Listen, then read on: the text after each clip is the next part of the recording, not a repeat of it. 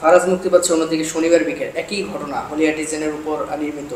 এটি নিয়েও কিন্তু অনেক বিতর্ক চলছে। 4 বছর ধরে প্রায় আটকে আছে সিনেমার মুক্তি। একজন সাংবাদিক হিসেবে কিংবা দর্শক হিসেবে আপনি এই সিনেমার মুক্তি নিয়ে এবার কী বলতে চান বা কী বলতে?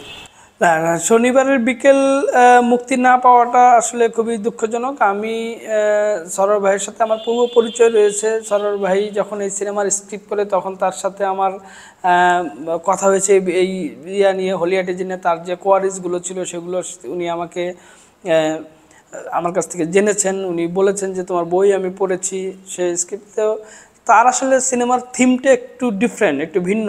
তিনি তো ওয়ান শট মুভি বানিয়েছেন, তার সিনেমায় আসলে এত কিছু এই পুরো হামলা এবং যে অপারেশন সেটি নেই। সে জিম্মির ঘটনাটা থেকে শুরু করে উনি আসলে সম্ভবত যে ধর্মের অপব্যাখ্যা দিয়ে যে জঙ্গিবাদে যাওয়ার প্রবণতা সেটিকে উনি হাইলাইটস করেছেন।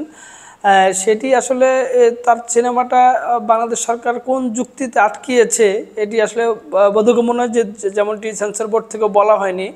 এটি আসলে কোনোভাবেই কাম্য না। আমি পার্সোনালি অ্যাজ এ জার্নালিস্ট, লেখক হিসাবে চাই যে সকল শিল্পীর স্বাধীনতা রয়েছে, তিনি যে কোনো কিছু করতে পারেন, একান্তই যদি সেটা দেশবিরোধী না হয় আর কি।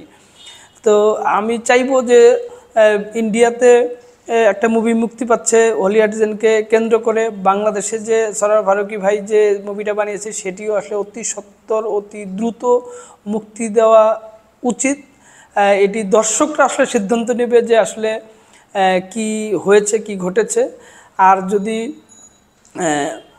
ভাবমূর্তির একটা প্রসঙ্গ এখানে এসেছে, আসলে আমি মনে করি এতে ভাবমূর্তি, দেশের ভাবমূর্তি বিনষ্ট হওয়ার কোনো সুযোগ নেই। বরং তার যে গল্পের প্লট সেটি যদি এটি যদিও আমি এখনও দেখিনি মুভিটি, যতটুকু শুনেছি তার যে গল্পের প্লট, এটি আসলে জঙ্গিবাদের ভাষায় কাউন্টার ন্যারেটিভ প্রচার করার একটা পার্ট অফ টার্ম রয়েছে, যে জঙ্গিরা যে ভ্রান্ত ধারণা দিয়ে তরুণদেরকে তাদের দলে টানে। সরোয়ার ফারুকী সম্ভবত তার বিপরীতে বলেছে যে কিভাবে ভ্রান্ত ধারণা দিয়ে, ধর্মের অপব্যাখ্যা দিয়ে তরুণদেরকে ব্রেইন ওয়াশ করা হয়। সেটি যদি হয়ে থাকে তাহলে বরং কাউন্টার ন্যারেটিভ হিসেবে সরোয়ার ফারুকীর এই মুভি বরং বাংলাদেশ সরকারের মানে সাগ্রহে এটি আসলে প্রচার করা উচিত। তাহলে একটা সোসাইটিতে একটা সচেতনতা বাড়বে যে আসলে ভুল ব্যাখ্যা দিয়ে কাউকে যেন ব্রেন ওয়াশ না করা যায়।